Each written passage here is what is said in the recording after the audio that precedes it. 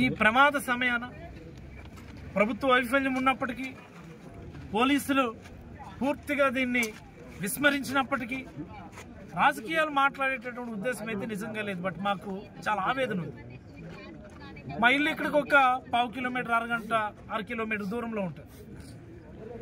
ఉదయం 7:30కి ఇక్కడ ఉన్నటువంటి మా వార్డు ఇన్ఛార్జ్, సార్ జనాలు విపరీతంగా వస్తున్నారు, అసలు అక్కడ ఏర్పాట్లు ఎలా ఉన్నాయో ఒకసారి మీరు పరిశీలన చేయండి అని చెప్పి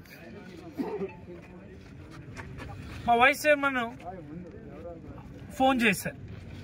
చాలా పెద్ద ఎత్తున జనాలు వస్తున్నారు, అక్కడ ఏం జరుగుతుందో అర్థం కావడం లేదు. పోలీసులు ఎవరు లేరు, ఒకసారి మీరు పోలీసు నోటీసులో పెట్టండి.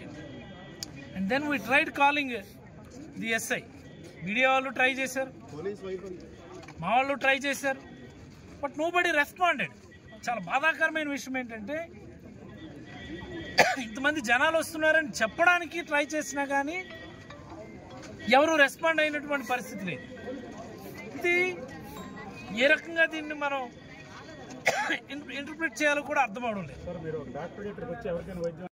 సిపిఆర్ చేశాను, వాళ్ళు గ్యాస్ట్రిక్ స్టేజ్లో ఉన్నారు. సిపిఆర్ చేస్తే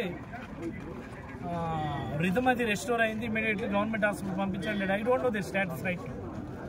గవర్నమెంట్ హాస్పిటల్కి వెళ్దాం అందరూ, let us see what happen.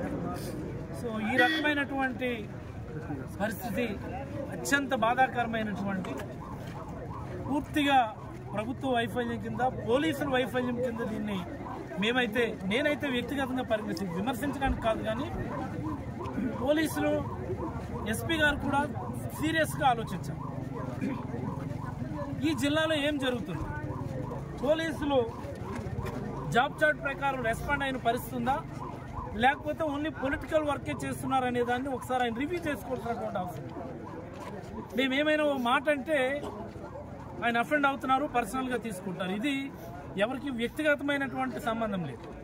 అందరం ప్రజల సర్వీస్లో ఉన్నాం కాబట్టి విమర్శలు వచ్చినప్పుడు కూడా అలాగనే తీసుకోవాలి, రివ్యూ చేసుకోండి. మీరు జాబ్ చార్ట్ ప్రకారం లా అండ్ ఆర్డర్ కంట్రోల్లో, మాబ్ కంట్రోల్లో, ఇంకోటి అకార్డింగ్ టు దే మాన్యువల్ వాళ్ళు పనిచేస్తున్నారా, లేకపోతే ఓన్లీ పొలిటికల్ వర్క్ మీదే బిజీగా ఉన్నారా అన్నటువంటి విషయాన్ని మీరు ఒకసారి చెక్ చేసుకుంటే అనేకమైనటువంటి వాస్తవాలు మీకు బయటపడతాయి.